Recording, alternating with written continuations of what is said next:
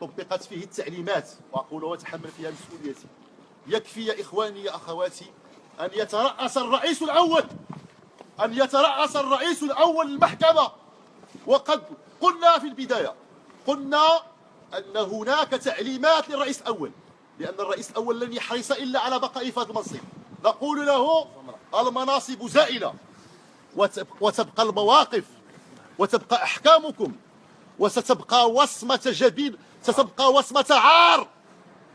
يبقى هذا الحكم اليوم، هذا الحكم الذي صدر اليوم سيبقى وصمة عار في جبين هذا القضاء الذي لا يمثل الوطن، هو قضاء وزارة العدل. أقسم لكم بالله ما كنا نتصور، لم نكن يخطر ببالنا أن نجد قاضيا ممكن أن يدوس على الدستور وعلى قرار المجلس الدستوري وعلى اجتهادات محكمة النقد بهذه الهمجية التي رأينا. هذا قرار سياسي، قرار مسخر لخدمة رجل السياسة. اليوم تعرفون قيمة الهيني الذي لم يكن يسمع لأي شخص كان يسمع لضميره والقانون. أم الهيني زغردي. مثل هذه القرارات جبانة، أقول لكم مثل هذه القرارات جبانة لا تزيدكم ولا تزيدني إلا الشموخ.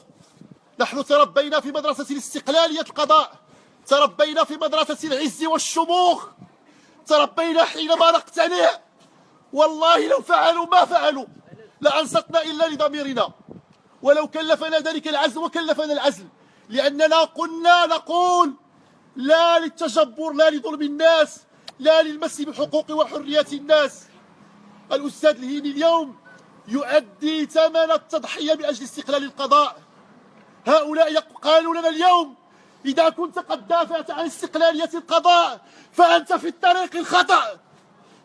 كان يمكن أن تكون مثلنا وأن تكون رئيسا أول أو وكيل عام وأن ترقى. هؤلاء لماذا يجب أن نعلم جيدا لماذا مثل هذه الأحكام؟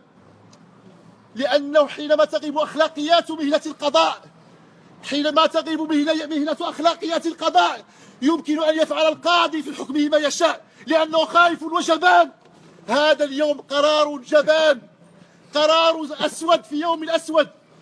أقول لكم إن القرار حينما يصدر سيصبح ملكا للشعب، وكل أسماء القضاة سجلت فيه، وسيذكرهم التاريخ أنهم أساءوا لمهنة القضاء. بالله عليكم حينما يكون الدستور في صفنا ويأتي قرار المجلس الدستوري ويقول بالحرف إن المتابعة التي توبع بها الهيني هي مخالفة غير دستورية وأبطلها من القانون التنظيمي للنظام الأساسي للقضاة.